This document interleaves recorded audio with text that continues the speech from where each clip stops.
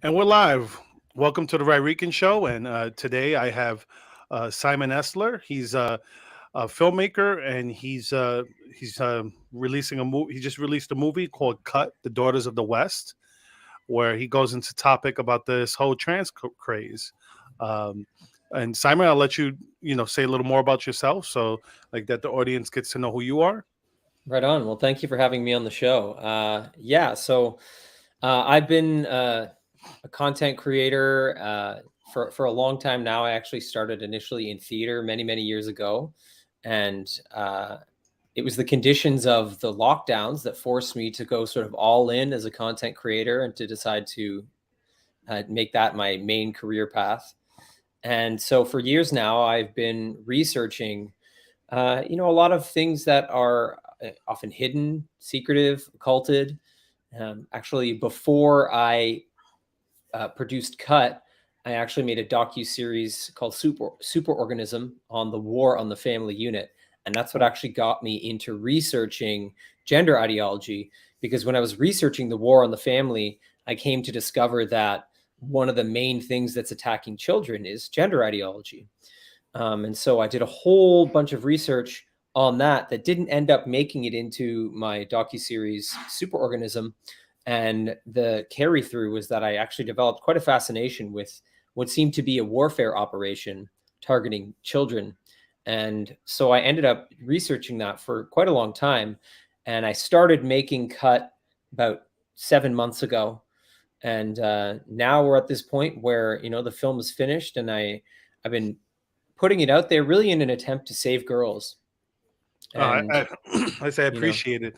As a father of a 6-year-old daughter, I'm, that's what got me really interested in this fight because, I mean, I see how it's eliminating. Let's say my girl, my little girl, she's very girly. So I'm like, it's not like I'm not too worried yet because of that. Now, if she was a tomboy, I would worry because those are the ones that really, if you're a parent of a tomboy, you have to be really scared with this ideology. Um, absolutely. Yep. It's definitely goes after tomboys more.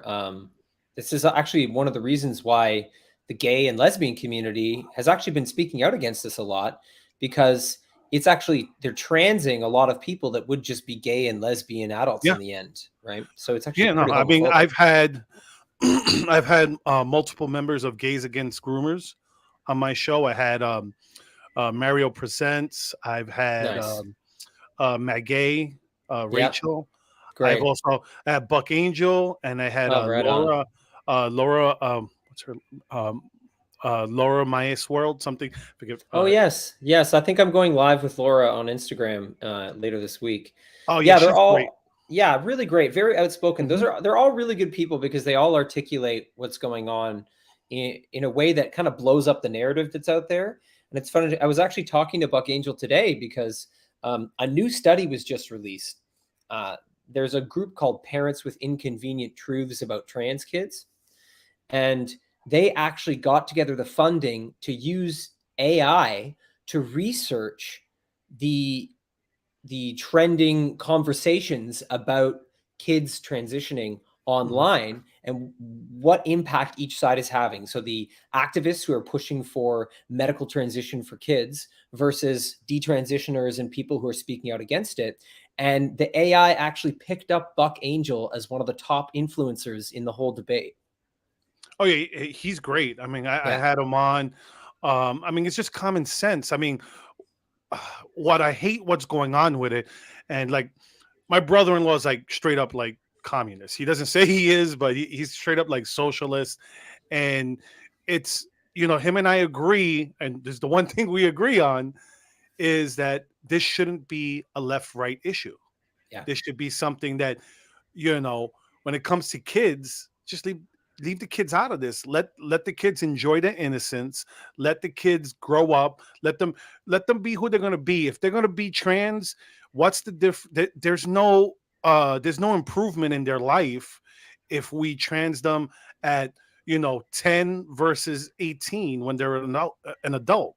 That's right. Exactly. You're exactly right. And like the war on innocence is a big problem in our society. It's something that was manifest long before gender ideology was on the scene. And this has been an escalation in the war on innocence, in not allowing children to be in their innocence and to experience childhood. There's a study that I came across many years ago when I was doing research for a series that I have on rise.tv. It's called Worlds Within. And one of the seasons I focused entirely on human learning and education.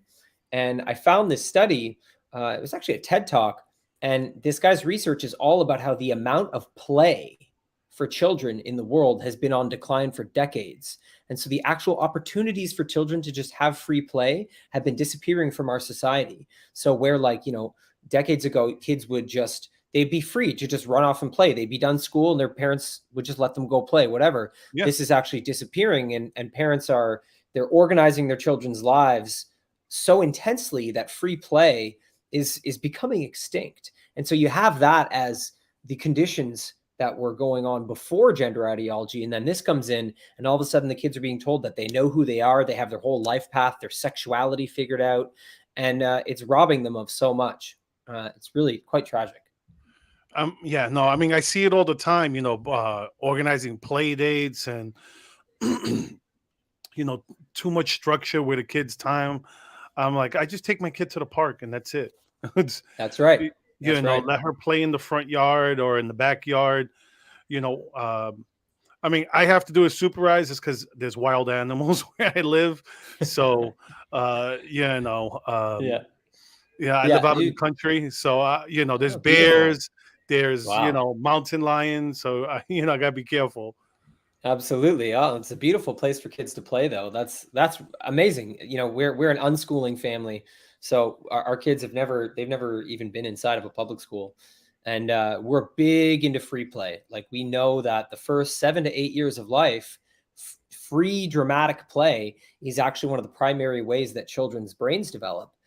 They actually orient themselves. So when gender ideology comes along and it starts enforcing all these adult concepts on kids, it rips that away from them. And it's one of the problems with putting them in front of drag queens as well, because the roots of that are it's adult sexuality. It confuses children because you're giving them things that require an adult mind to comprehend.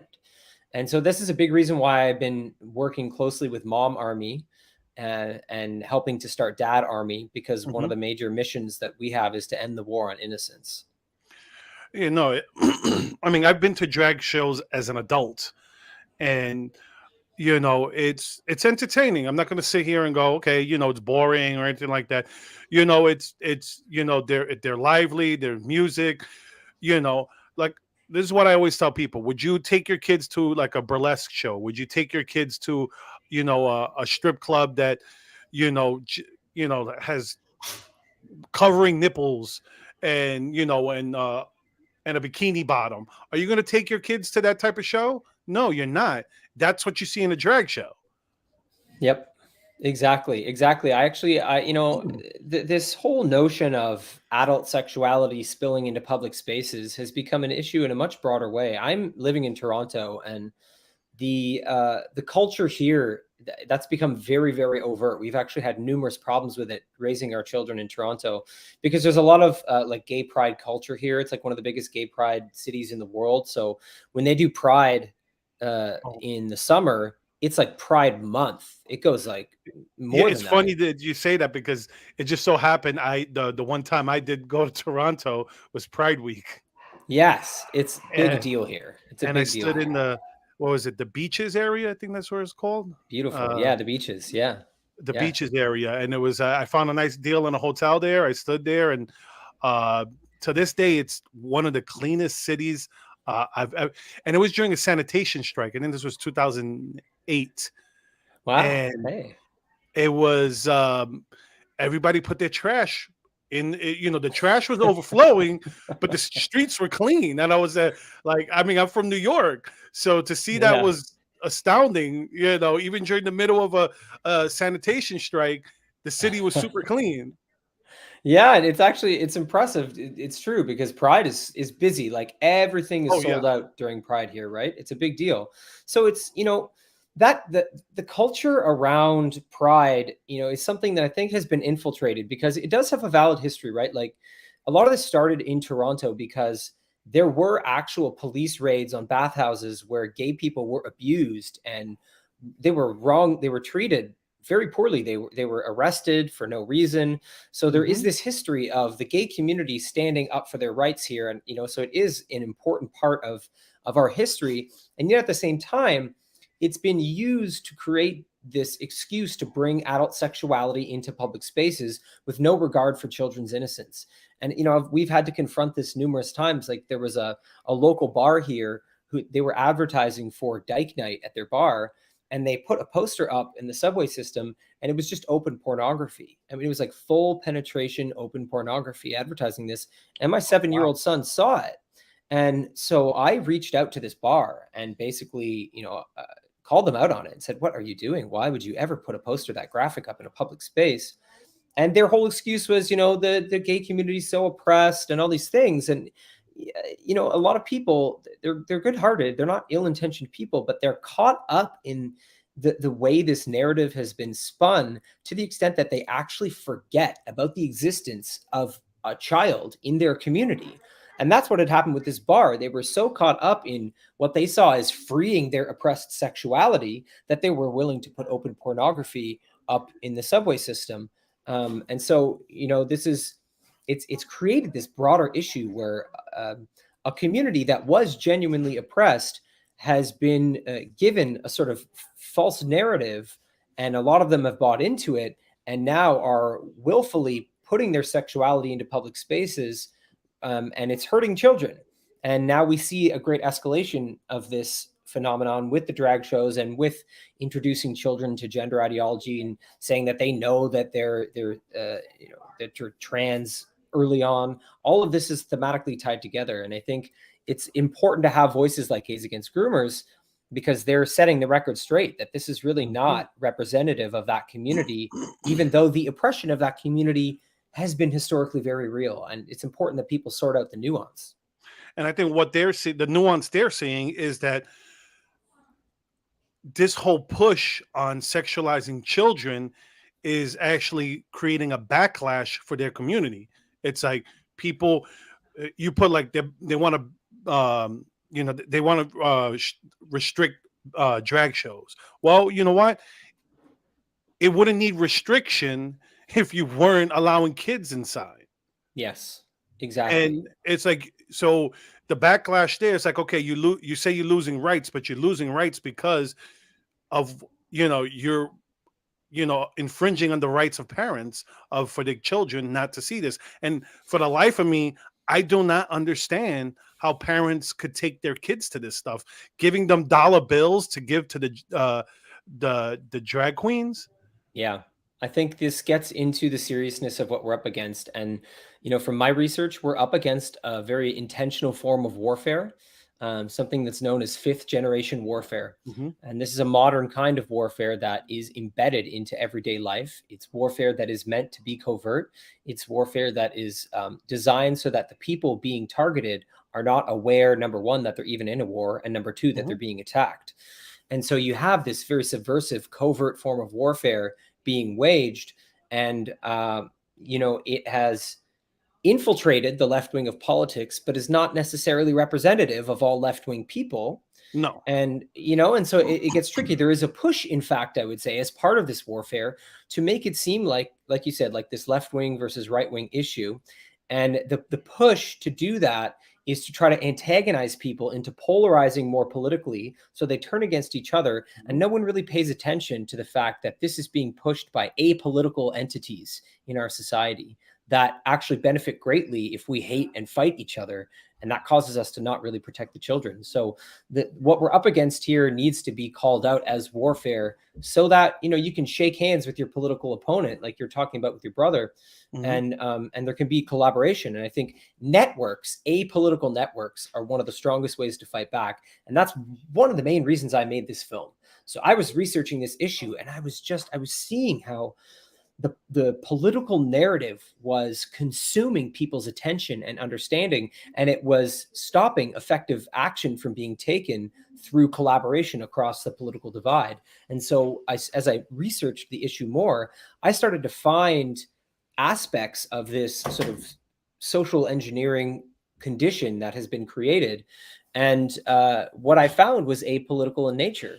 I started to find that there were all these trends before gender ideology took off in young girls, mostly, in cosmetic surgery, where young girls started getting more and more breast augmentations and more labiaplasties, which is cosmetic genital surgery. So, that to me revealed that there's something going on that's apolitical. And I felt that there was a way to present this issue that, even a left-wing person could come and see, hey, like our culture is coercing young girls to Oh, it's a change their bodies. it's a social contagion. What's going on with that? I remember, it's no different than bulimia and anorexia, and like when I was growing up in the '90s, cutting was a really big thing.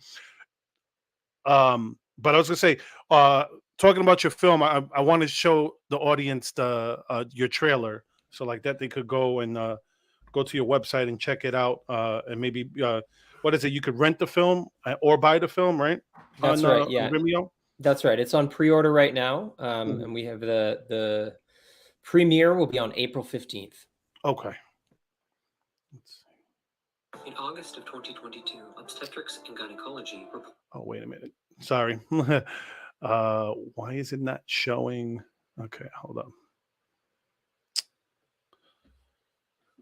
Let's try this again. For some reason, it's not. I hate when it doesn't want to. Okay, let's see. Okay, that's weird. I didn't put it to X out. Let's try this one more time, and let's Yeah, see. go for it. Come on, there we go. StreamYard could be temperamental sometimes. Okay, let's see, because I want to. Okay, let's see. On the latest demographic characteristics of patients undergoing labiaplasty. The latest rage in school shopping includes new body parts. The highest rate of cases was observed among adolescent and young women in the United States. I have to do something crazy that will make me feel happy. So what this graph shows is they deliberately harmed themselves to the point they had to be hospitalized. So the rate for 15 to 19-year-old girls is up 62% since 2009. Now the youngest girls, these are 10 to 14-year-old girls. It's up 189%. It has nearly tripled in the last 5 or 6 years. What's the cause? Confusing them. Confusing them to the level that they would go to the extreme to butcher their own bodies. Self-harm has always been more of a girl thing than a boy thing. It's the leading candidate, and the timing, look at that. Sorry about that. Let's see. There we go. Finally, it's showing. Is social media. These are 10 to 14-year-old girls. These are preteens. They used to have very low rates. Starting around the age of 12, I began to believe that I was transgender. It's like a virus came out of nowhere. Between 2016 and 2017, the number of gender surgeries for natal females in the United States quadrupled. I thought it was about tolerance. I thought these rainbows were nice. I didn't think they were so bad. I didn't see the dark side of it. In 2018, the UK reported a 4,400% rise in teenage girls seeking gender treatments. They didn't used to cut themselves. It's the sweeping nature of transgender ideology that is overtaking our entire society. Using their fight or flight are being hijacked. Everyone has transphobia. They're being told every day that they're going to die unless something happens. Would you rather have a dead daughter or a live son? Do you want a dead daughter or a living son? No one explored why I did not want to be a girl. Who here really believes that as a 15-year-old I should have had my healthy breast removed, or that should have been an option? I don't know if I'm going to be able to have kids. There are interest groups that benefit from taking advantage of individuals' fight or flight mechanisms on a daily basis. They didn't used to cut themselves. And you can't go back. I'm ruined. I have to do something crazy that will make me feel happy.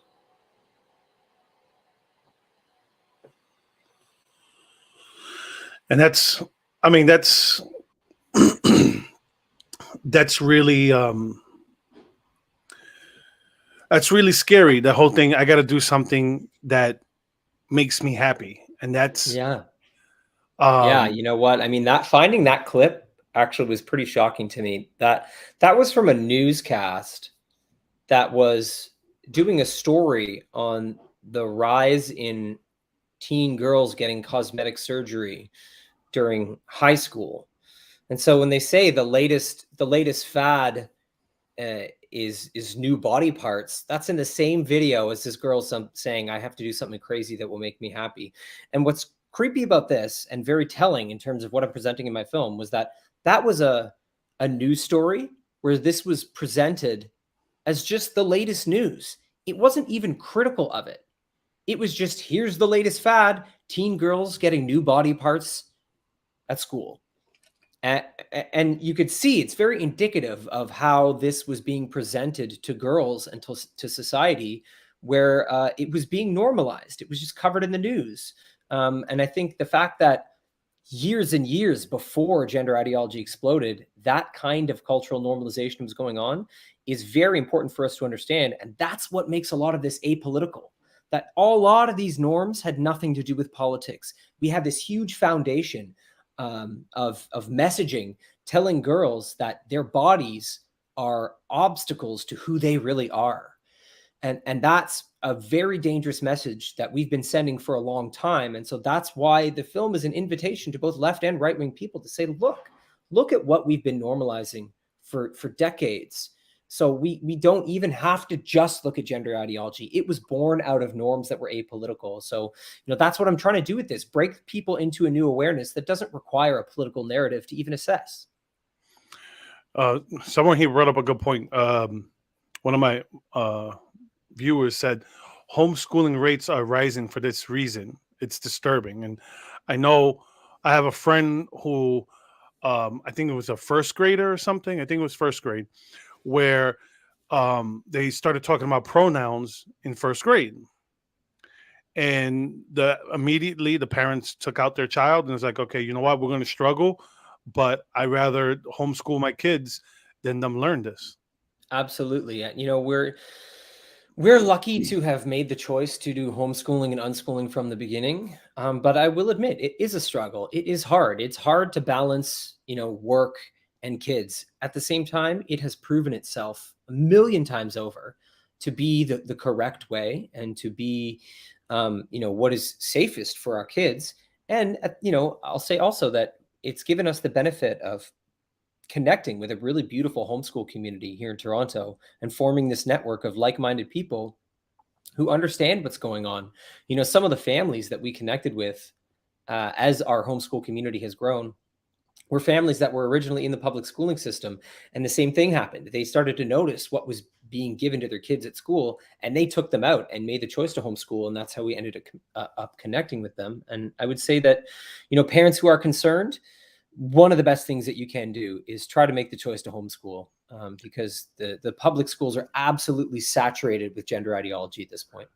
Now in Toronto, is there any pushback with the homeschooling? Because I know in certain countries, I think like Germany, is really hard to homeschool your children.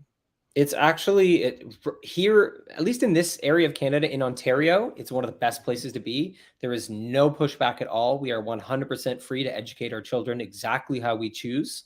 There's zero input from the government on that. And so we're very fortunate. I think some other provinces in Canada, there's a little more pushback. There's some strictness. You have to sort of communicate what you're doing with the child. And I have heard some stories about here in Ontario where if you have your kid in public school and then you take the kid out, they might follow up to see what you're doing if they have certain concerns that the child is maybe not having their needs met. But if you've started homeschooling from the beginning, there's nothing. There's no one even knows about it. You're just a free family that's raising your children. No, that's great to hear, because like I've seen people homeschool, like my brother-in-law, his wife was a college professor, and when they had their child, she quit to homeschool him, and I think he could have graduated high school like at like 15 or something like that, because he was so advanced. Yep. Because the good thing about homeschooling is, if they get it, you move on. You don't have to wait for everybody else. That's right. Actually, they're even more supportive here in some ways, in that the school boards here acknowledge that homeschooling is often much more efficient, and so they offer the public school curriculum. They offer it to homeschoolers here. They say, if you want it, you can download it for free here, if that's what people choose to do. And they actually admit that 2 hours of homeschooling is equivalent to 8 hours of public schooling. And so even if you were wanting to mimic the amount of work that kids are getting in the public school, it would only take 2 hours a day to get what they're getting in 8 hours of the public school. And that's according to the school boards here in Ontario. So it's very efficient, right? Because you're dealing with one-on-one. To an extent, a lot of this, it's hard to blame teachers when they're being given this insane task of trying to regulate the nervous systems of 30 kids in one room. I mean, I struggle to regulate the nervous systems of my two sons throughout one day. So it's like, some of these teachers, they are ideologically captured, and they are participating in the harming of these children, and that they should be held accountable. And at the same time, we need to acknowledge that the public schooling system has given teachers an impossible task. And, I grew up with multiple teachers having nervous breakdowns when I was growing up. Like, I think there was 3 teachers throughout my schooling that had nervous breakdowns, because I think it's too much to really ask of someone. Yeah, I had one teacher have, I want to say, a nervous breakdown. It was she was going to retire at the end of the year, so she really didn't care. So it was just like, she taught whatever she felt like teaching. And she checked out. Yeah, she was checked out. It was like, lucky for me, I had a good teacher the year before, so I was so ahead that even with that bad year with that teacher, I was still fine when I went on to the next grade. Well, I think, some parents are going to be caught in the unavoidable situation of having to leave their kids in the public schooling system. And I would still reassure those parents that there's lots you can do. You can be extremely involved with what your kid is being taught. You can be in constant communication with the school, and you can be in constant communication with your children. This is something that the founder of Mom Army, Seek Smith, she is in the film, and she has a child in the public schooling system. Oh yes, genderqueer. Yeah, she put. I read genderqueer. Female adolescents who hates being a girl for numerous reasons. One reason is she wants to be a boy because she hates having a menstrual cycle. Society teaches the negative of, and I think she probably means of being a female. Absolutely, and female fertility is not uplifted in our society correctly. That's a really, really important issue, actually. We could get into that. I did some really interesting research on that. But to finish what I was saying, just in terms of, because I don't want parents to be too worried if they're caught in that position of just like, we have no choice, we have to put our kids in the public school. I would say you can be very intentional in communicating with your kids about what they're actually being confronted by. You can be very involved in the school. And I also want to say that on the website for the film, daughtersofthewestfilm.com, I've created a resource section for people to navigate, and it's got all sorts of resources for people to navigate the challenge of a child who is caught up in gender ideology. And so it's got access to therapists who aren't ideologically captured, and to parents who are going through this same challenge. It's got access to books for children that don't have gender ideology in them, books that encourage kids to love and respect their own bodies. So I want to let people know about that too. I'm going to continue to build that resources section, and it's just one of the main reasons I really wanted to make this film. But in terms of female fertility, I feel like there's 2 things going on. Number one, as part of the war on the family, there is a specific war on women and female biology, right? Actually removing the biological legacy of women. This is something the gender ideology is doing very overtly by allowing biological men into women's spaces, biological men to take over women's titles. This is something that we can see very overtly.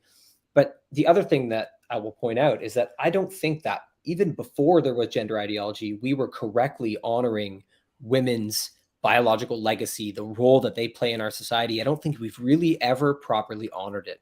And so we have a chance now, as we're fighting back against this, to really recognize what we've never done before and to uplift the role of the woman, because what the woman's body is doing is so magnificent, and we have so much interesting science on this that is never talked about, that I think, we have a chance to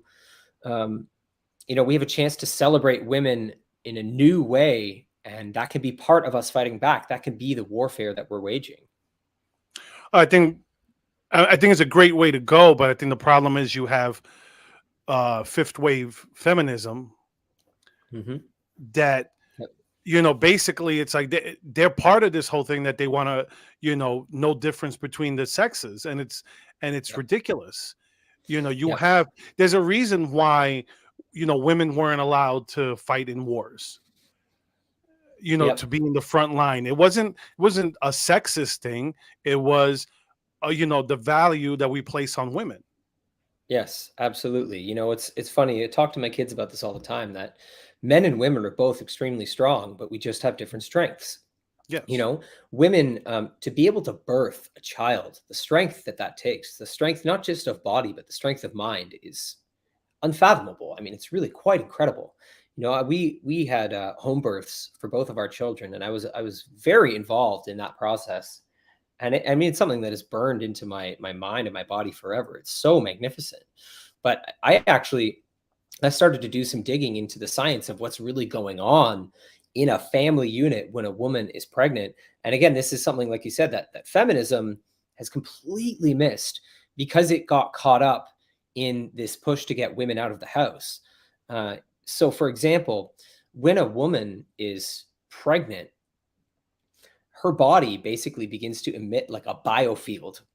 Okay. She has an impact on the people around her. And if the father is present during the duration of the mother's pregnancy, so if he's there, if he's devoted to her during the pregnancy, his body starts to respond to the mother's biofield as her body fluctuates in alignment with the baby and the cycles that are occurring. And it starts to reprogram the father's body and create hormonal changes and different alterations in his biochemistry. For example, the father's body will start to produce prolactin. And what they find in these studies is that this increase in prolactin in the father's body, it actually makes the father's body more responsive to the baby's cries after the baby is born.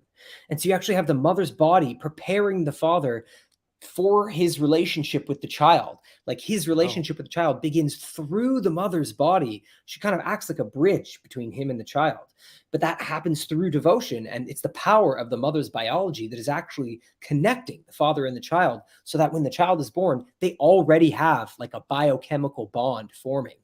So there's all this beautiful science that, like I said, it's not really uplifted. Our culture doesn't talk about these things. Our culture doesn't create symbols and discuss these things. It's really, really amazing. It's one of the reasons I made this series, Superorganism. I'm glad you've heard of it. That's amazing. Yes, it's good. Some people don't realize this. And it's, the reason it fascinated me was because I started to find things being like this, the family unit is like a superorganism that seems to build knowledge and cultivate knowledge to pass into future generations.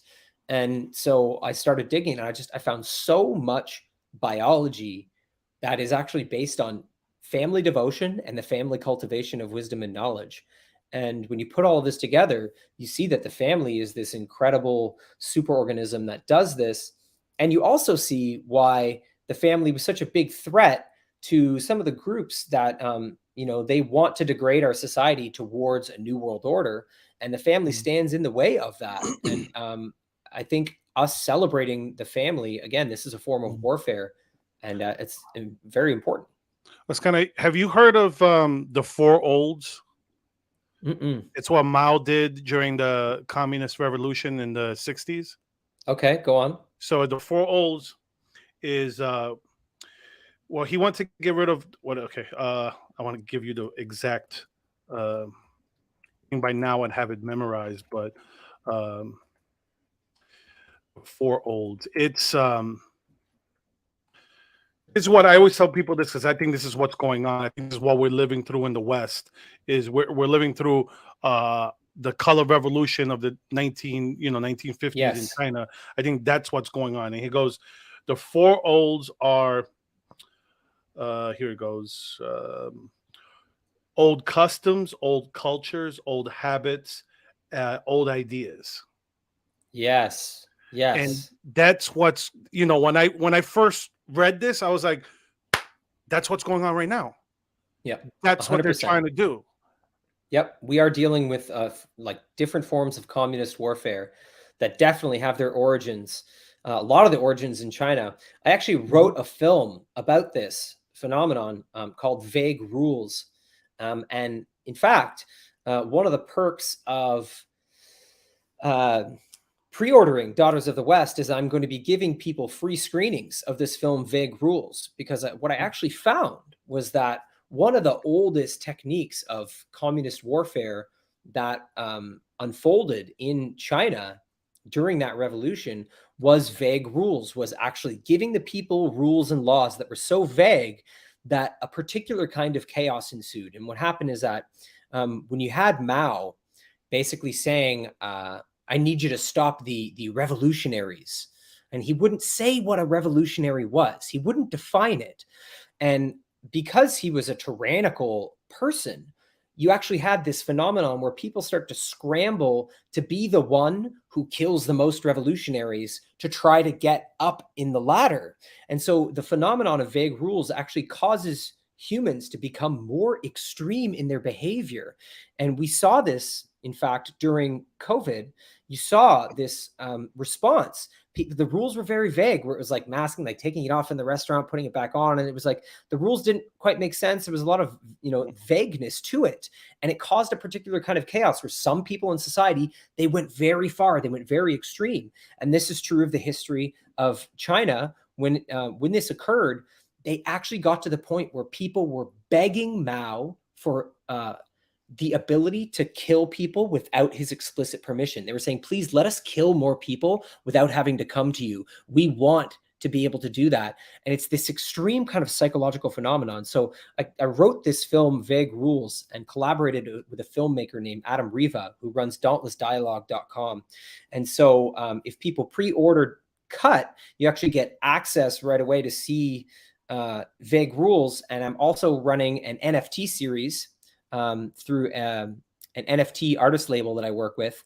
And that's another way. If people purchase an NFT from this series, which you can see on my Twitter, you'll get access to see Vague Rules. And then you also get the ability to see Cut before the world premiere through a screening we're doing specifically for this crypto giveaway. Interesting. Yeah, it's a lot. There's a lot going on. Like, it's funny for me. I'm watching. You have a lot more than this one movie going on. Yeah. Well, I've been working on all this material for years. So for me, Cut has been a culmination of many things for me, because I've been making films and docuseries on all of this for a long time. And so now I'm seeing the overlap in a lot of the work I've been doing. I'm seeing these currents run through it. For example, in the middle section of Vague Rules, one of the things that I explore is how Amazon started censoring any books that said that gender dysphoria was a mental illness, and any books that said that gender dysphoria needed to be treated with therapy or counseling. They would only allow books that said gender dysphoria needs to be treated with surgeries and hormone blockers and testosterone therapy and just medical interventions. So Amazon actually made it so that people couldn't access books that sent people to therapy and counseling when they were struggling with gender dysphoria. It took me, I was fighting with Amazon to get the irreparable damage. Oh, yes. Irreversible damage. There you go. It took me, because I had paid for it and I was supposed to get it, and they're like, "Oh, it's on back order. It's on back order. It's on back." And they're like, "Would you like your money back?" And I had to email them, "No, I want the book." Yep. If I wanted my money back, I'd ask for my money back. I want my book. Yeah, doesn't surprise me, because they have for years now been censoring books that challenge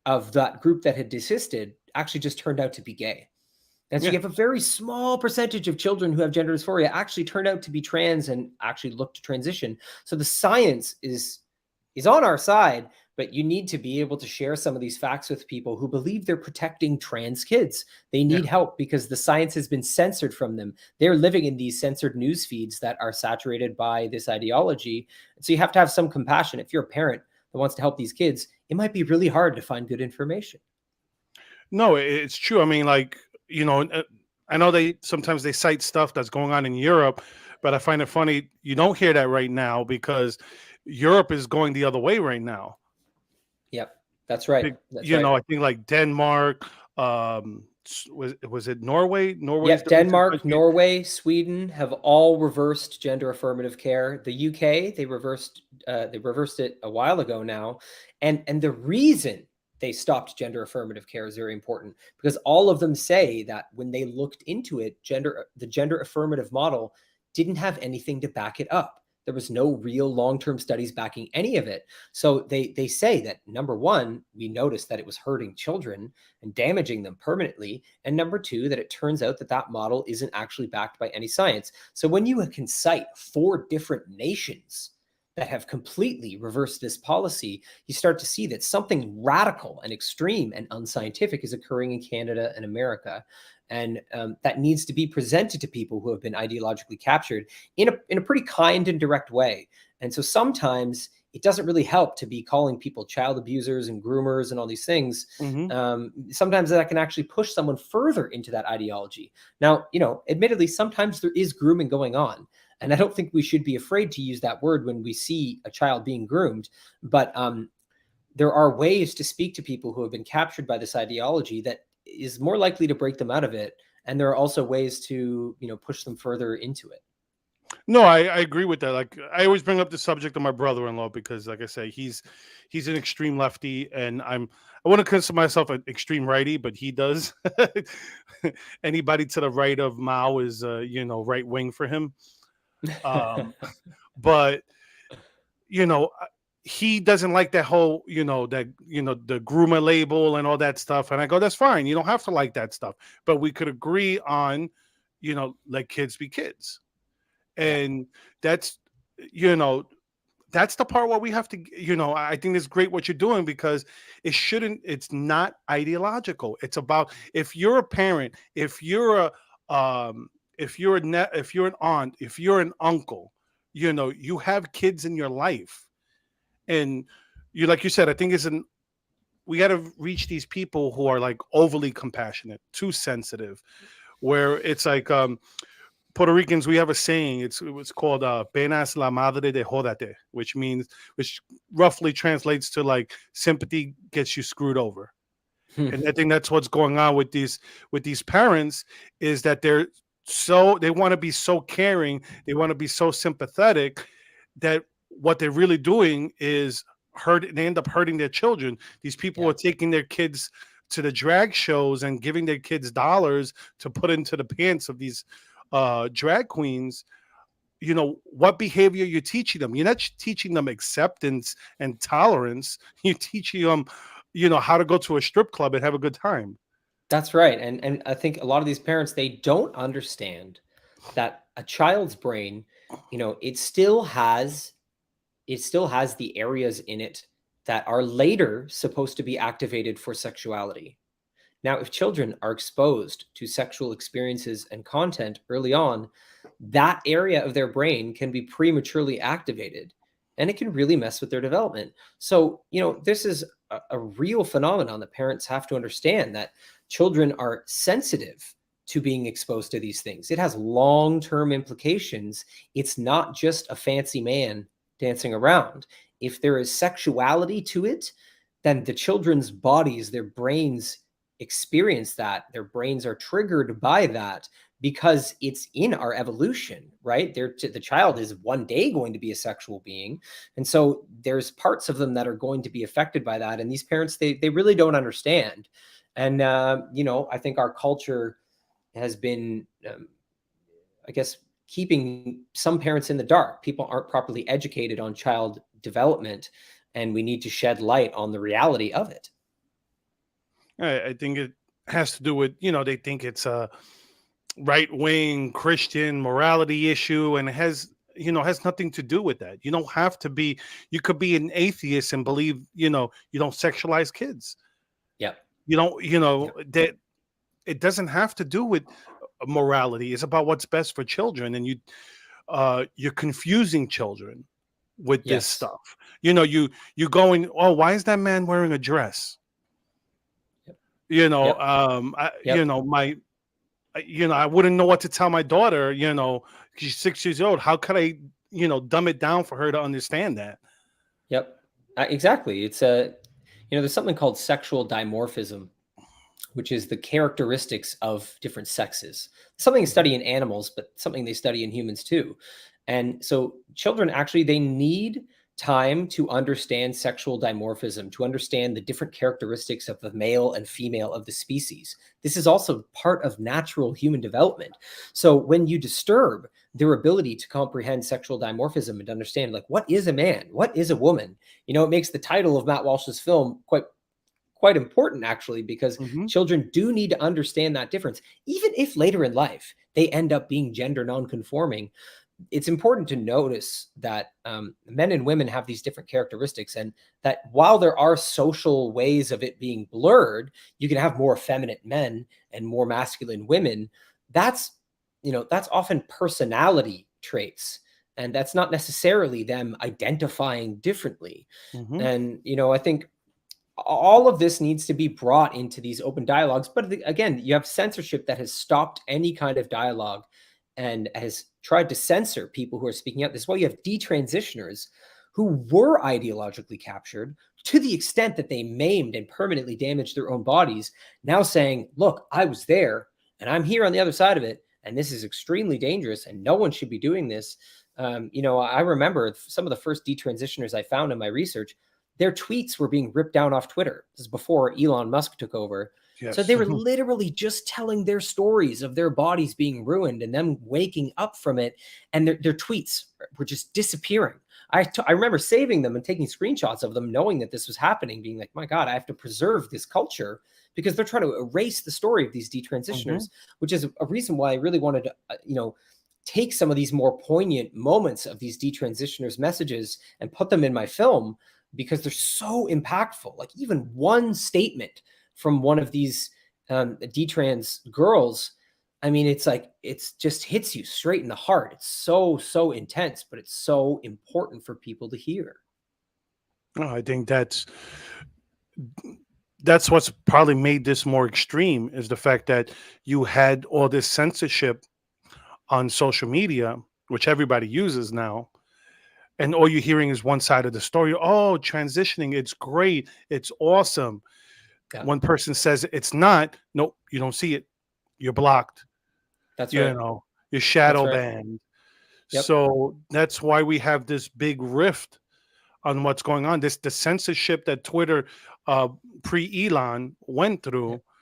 Yeah. It really hurt the world, not just America. It hurts the world. Because there's only one reality. If the other side is getting censored, there's no pushback.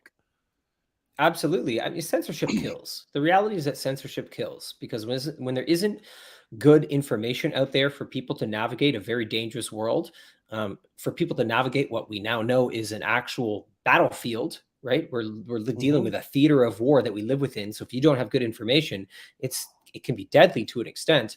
And, that's really important. And I would encourage people to look at their own news feeds in their social media apps, right? Try to notice how much of what you're seeing is reinforcing your own beliefs, because this is true on both sides, right? I've noticed this as well, that my news feed, if I go through Instagram, it's all people reinforcing what I believe to be true, telling me to feel certain, more certain, more certain. And it can also create the illusion of creating effective action. So if I share something and it goes viral within this sphere of people that I'm connected with who all already agree with me, well, what action am I really taking there? Am I just getting them to believe in what they already believe in more? And to what extent is that happening to the other side? To what extent are the left-wing people on Instagram, they're all going on about the right-wing transphobic extremists, and they're getting content in their feed that's going, yes, yes, you're right, you're right, Yes. you're right. And this is how both sides are polarized. So it's important Yes. that you use social media, seek out the opposition's content. You have to Yes. seek it out, get it into your algorithm so that you're not cornered into this false feeling of taking action and being a part of something that is actually a socially engineered illusion created by an enemy that wants us to feel certain all the time and to feel hatred towards the opposition. So, you know, I try to take time to follow alternative content and look at posts where, you know, people are like, oh yeah, this video of Jon Stewart taking down the right-wing transphobic arguments, like he totally owns them, and seeing like, these are the points they really feel are valid. This is where they're coming from. This is how it plays with them emotionally. And I know that to be true because I see it happening with my side as well. Even if I am correct about something, I know that I'm being entrained into this feeling of certainty that may not actually serve me. Yeah, exactly. And it makes your arguments weak when you don't get pushback, because if all you're doing is preaching to the choir, then you know your arguments get dull. 'Cause Exactly. you just repeat talking points, or you just repeat stuff that you hear all the time. Sometimes I really enjoy it. I really enjoy when someone comes on my page and they have genuine pushback because they believe that I am incorrect, and we get into a real debate. I'm grateful as hell for that because that's resistance training. That's like psychological, it's a study in psychological warfare for me because I'm like, okay, like what was I not addressing in these people's argument? And there's something you can develop. It's called a steelman argument, where Yes. you go through everything, right? You go through their entire argument, and your entire argument, you try to disprove yours, and you go through that. You build your steelman argument. And I think we all need to be doing that, and we need to be taking care to notice how social media might be stopping us from doing that. And social media plays a big role in all of this because it's also one of the main reasons this is exploding in girls, because psychologically speaking, this is something that I get into in the film, social media impacts girls way more than boys. Oh, way more. Huge. Well, yeah, I mean, their bodies are, you know, with us men, I mean, what we get, our voice changes, our body doesn't change. You know, we get broader shoulders, we start to get facial hair. There's not much change for us. But That's for right. women, they get breasts, they get their period, you know, they, you know, they really change Yeah. as opposed to Exactly. us. They change not only in their body physiologically, but the way that they are seen culturally all of a sudden is drastically different. They go from being Yes. girls to being these sexualized beings, getting all this sexual attention that they don't know what to do with, and a lot of the time they don't want. This is a big thing, you know. I see this question. Are you embraced by the left and right with your movie? I don't know yet. I mean, the movie itself has not been released. I'm still doing this media tour. I'm doing as many interviews as I can. I'm hoping to get on some left-wing podcasts and some left-wing outlets. Sometimes that's tough to do because a lot of them just won't have dialogue about it. But I put out the call. If anyone feels... Would you be willing to travel to, you know, like come to like the States to do like a you know, like a publicity tour for your movie? Actually, my goal is to come to Arizona on April 15th, which is where we're doing the world premiere. Oh, so okay. I am actually going to be there to do the world premiere.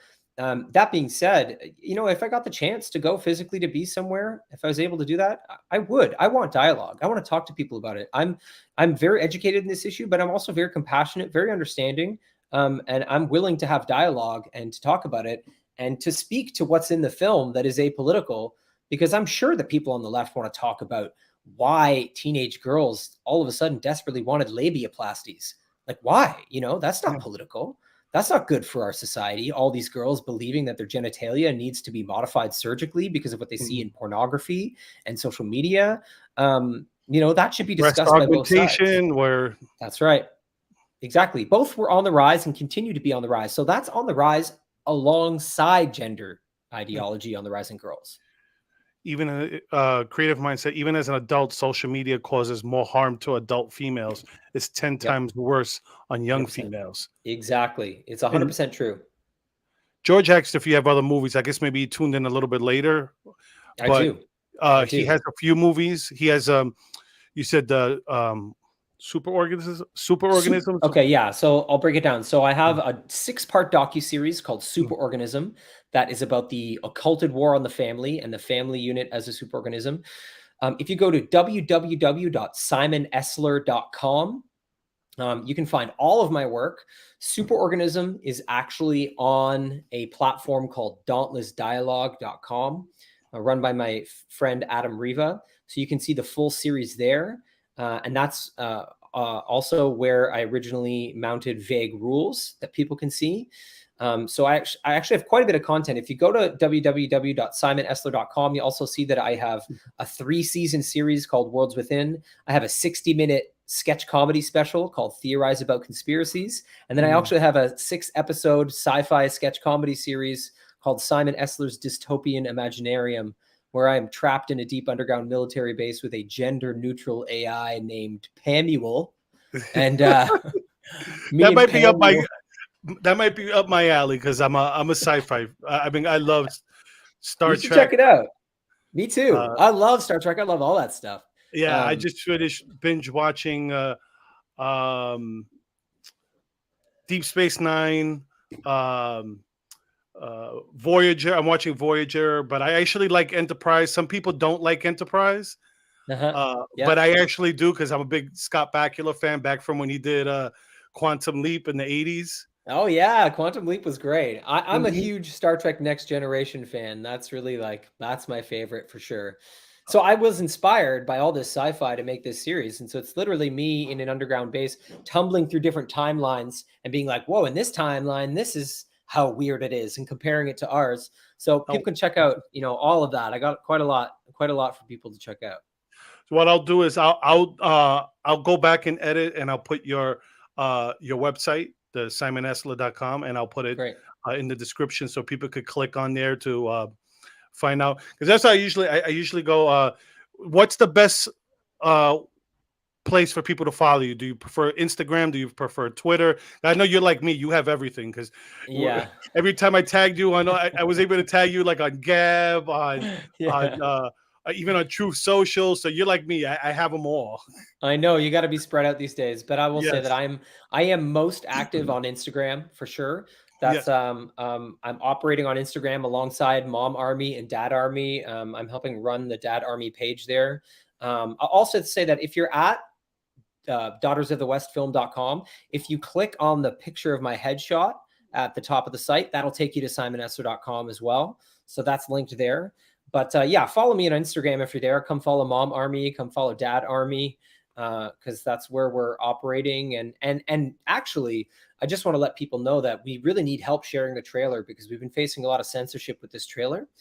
And so if you go to daughtersofthewestfilm.com, there's a link to download the trailer and post it on your social media as well if you want to help us get the word out there, because we're just looking to save girls. And I really feel that the more people that see this movie, the more we can break people into apolitical awareness on this issue and start to create dialogue that can really, really actually help. And that's 100% the goal of this film. Oh, that's awesome. Like I said, as a dad of a 6-year-old daughter, I have a 14-year-old niece. I appreciate your work you're doing, because it needs to be apolitical. It needs you shouldn't be on the right Rican. You should be on every left-wing outlet. It should be something they should have you on, even if they disagree with you. They should have you on, have the conversation. 100%. Yeah. Well, I mean, this is a call. I'm putting it out there. If anyone knows a left-wing outlet that they feel would have me, reach out, put me in touch. I'll do it anytime. I was going to say, the one I was going to tell you to reach out to, he's not left-wing, but he's Tim Pool. I love watching his show.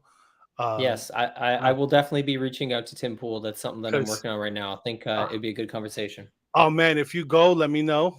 Because that I want to know that you're going to be on, so I can make sure I'm watching that day, because I've been watching him for years. He's my Is I laugh because now they consider him right wing, and I remember when I started watching him, people thought he was like left wing when he didn't, and now it's like he's just a guy who just calls it as he sees it. He calls balls and Yeah. strikes.